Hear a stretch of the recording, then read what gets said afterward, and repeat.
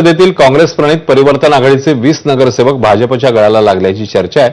20 नगरसेवक विधान परिषद निवडणुकीत भाजपच्या बाजूने मतदान करू शकतात। नागपूरचे पालकमंत्री चंद्रशेखर बावनकुळेंनी केलेल्या बैठकीत सर्व नगरसेवक हजर होते। विशेष म्हणजे सुनील केदार यांचे निकटवर्ती अहमद शेख यांच्याच घरी भाजप नेत्यांनी बैठक घेतल्याने या संपूर्ण घडामोडींचं खापर स्थानिक नेत्यांनी सुनील केदार यांच्यावर फोडलं।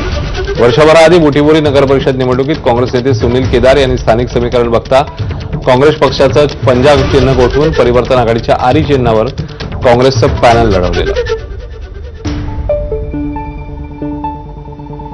आज बावनकुळे साहेबांच्या नेतृत्वामध्ये आम्ही बुटीबोरीला सुद्धा जाऊन आलो आणि त्या ठिकाणी अतिशय सकारात्मक चर्चा झाली आणि मला विश्वास आहे की गोंडवाना गणतंत्र पार्टीचे जे 20 नगरसेवक आहेत ते सुद्धा मला मतदान करतील। या लोकांना अहमद बाबू व सुनील केदार यांच्या गटाला हे सगळं माहिती होतं की मागे पुढे आपल्या कृषी उत्पन्न बाजार समिती एन्क्वायरी सुरू होणार आहे। याआधी एसआयटी सुद्धा चौकशी त्या ठिकाणी झालेली आहे।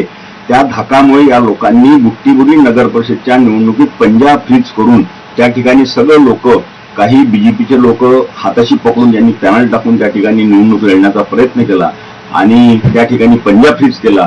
त्याच्यावरून सुनील केदार हे खरोखरच काँग्रेस पक्षाचे आहेत की आतून भारतीय जनता पक्षालाच मदत करणारं काम करतात, ही चिंतेची बाब जनतेमध्ये आहे। सोलापूरमधून